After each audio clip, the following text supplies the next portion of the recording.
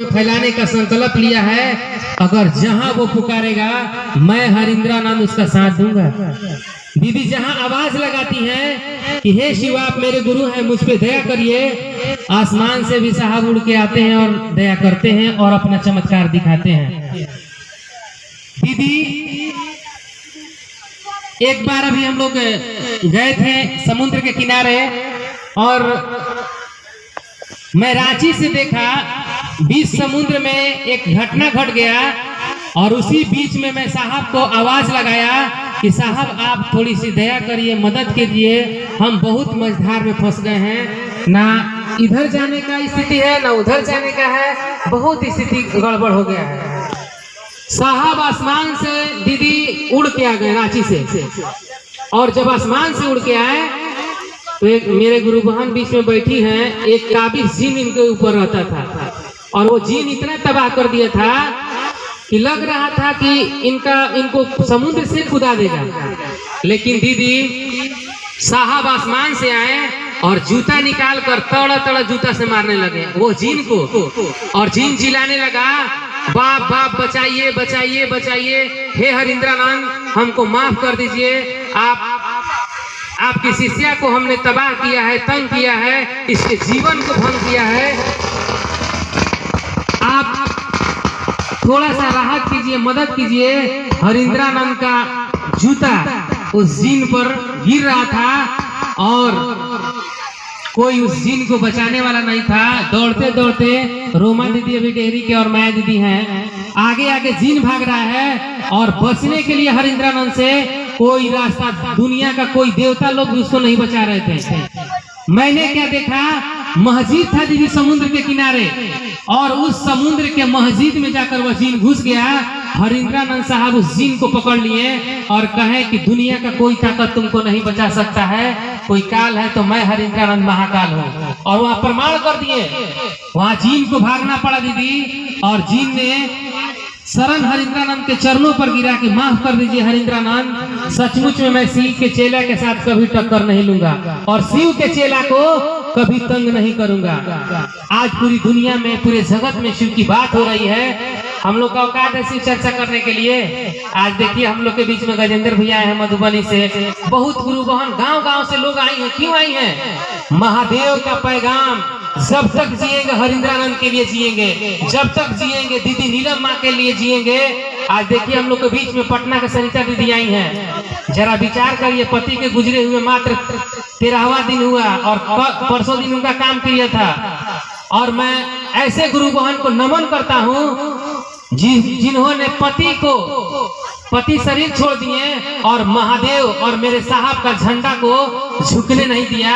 ऐसा सोच लीजिए, आज 3 दिन पहले पति का काम किया और आज महादेव के काम के लिए पटना से चलकर यहाँ आई हैं। जरा विचार करिए, जिसका पति 3 दिन पहले काम किया हुआ है, कोई घर से निकलेगा?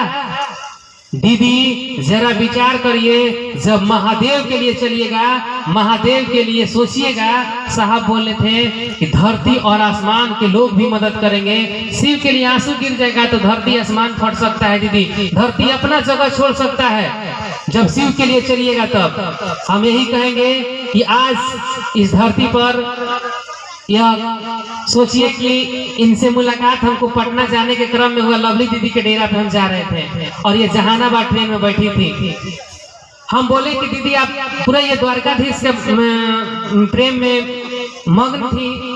हम बोले कि दीदी एक बार आप मेरे गुरु शिव को अपना गुरु बना कर देखिए, महादेव कमाल कर देते हैं। बोले कि कैसे कमाल करते हैं? मैं तो अल्लाह को मानती हूँ। मैंने बोला कि एक बार मेरे महादेव को भी मान लीजिए, आपका भक्ति जो है उस भक्ति को भी सार्थक कर देंगे।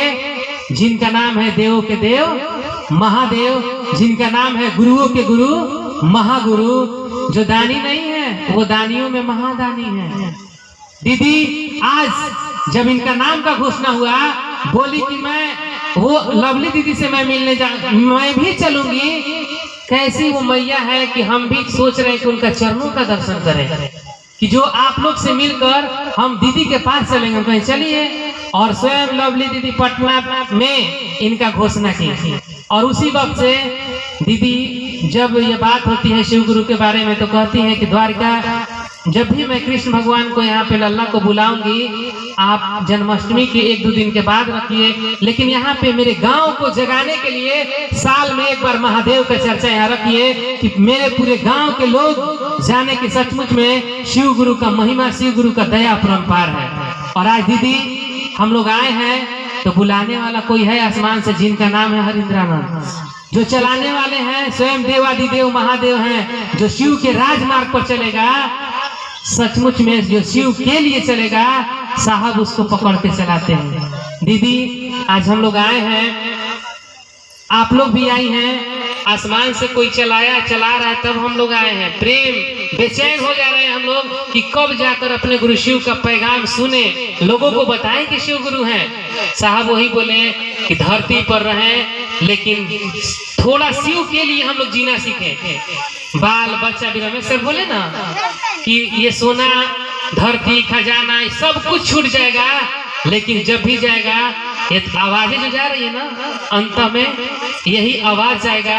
और दीदी मैं यही कहूंगा कि हम और आप मिलजुल कर, साहब बोले आओ चले शिव की ओर, आओ में क्या साहब भी हैं, मैं लेकर चलूंगा साथ में और साहब को लेकर चलिएगा, धरती के कोई कोना पर आपको कभी दिक्कत नहीं होगा।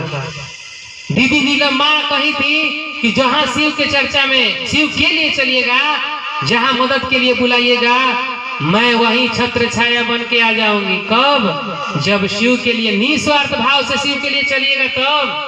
ये नहीं कि शिव चर्चा में चल रहे हैं और जहाँ मुर्गा मिलेगा, जहाँ मछली मिलेगा, जहाँ मान मिलेगा, जहाँ सम्मान मिलेगा, जहाँ धन मिलेगा, जहाँ दौलत मिलेगा वहां जाएंगे। यहाँ नहीं, जिसके घर में खाने के लिए भी नहीं है वहां पे भी जाकर महादेव का पैगाम फैलाना है। कि जो नीलम दीदी सोच लीजिए मनातू स्टेट की बेटी थी और मनातू स्टेट की बेटी रहते हुए, डिप्टी कलेक्टर के पत्नी रहते हुए, हर गली गली में, हर गांव गांव में जाकर महादेव का अलग जगाई है, लोगों को दिलों में शिव गुरु को उतारी है, आज उतारी है, तबे आज हम लोग भी चल रहे हैं दीदी।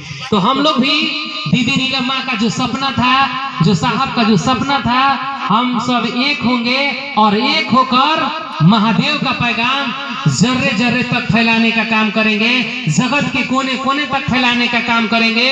विश्व का कोई भी गांव, 29 राज है, 29 राज का जो सपना है हम लोग जाएंगे और 29 राज में साहब का सपना जो है साकार करेंगे। जो कंधे पर बोझ देकर गए हैं साहब, हम लोग मिलजुल कर बांटेंगे, क्योंकि कोई ताली बजाए या ना बजाए, जब शिव के लिए चलिएगा आसमान से हरिंद्रानंद साहब ताली बजा देंगे। चल के देखिए, मैं चल के देखा हूँ दीदी, आज हमारा औकात नहीं है कि एक कदम चले, लेकिन देखिए नेपाल से हमारी संजना दीदी आई है कुछ भाई बहनों को लेकर।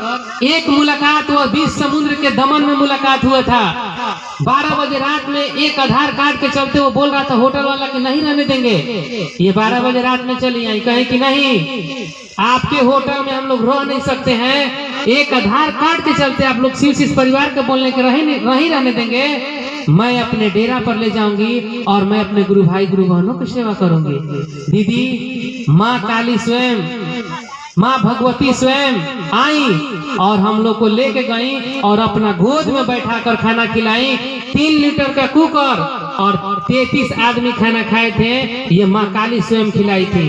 3 लीटर के कुकर में 33 आदमी खाना खाए थे, लेकिन खाना कम नहीं हुआ था। सोच लीजिए कि करे हंस रही है, खाइए कितना खाइएगा।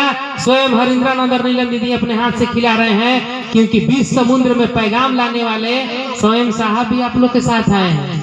तो दीदी महादेव कुछ भी कर सकते हैं, जब शिव के लिए चलिएगा तो हम यही कहेंगे कि आज रानी दीदी के माध्यम से महादेव का काम आगे बढ़ रहा है। इस गांव के लोग और आप लोग आती हैं तो हर साल जन्माष्टमी के 1 दिन बाद ये दीदी चर्चा रखती हैं, तो हम कहेंगे कि आप लोग याद रखिएगा, दीदी का नंबर भी ले लीजिएगा और संपर्क में रहिएगा। और गिरी भैया के और गजेंद्र भैया को संपर्क में रहिएगा चर्चा के बारे में। और आप लोग आइएगा, हम लोग कब तक आते रहेंगे, लेकिन आप लोग आइए और इस गांव में अपने गुरु का अलग जगाइए। और साहब का जो सपना था हम लोग मिलजुल कर हम लोग फैलाएंगे। इन्हीं चंद वाणी के साथ मैं सभी भाई बहनों के चरणों में प्रणाम करता हूँ। प्रणाम के स्वीकार करें, स्वीकार करें, स्वीकार करें। हेलो।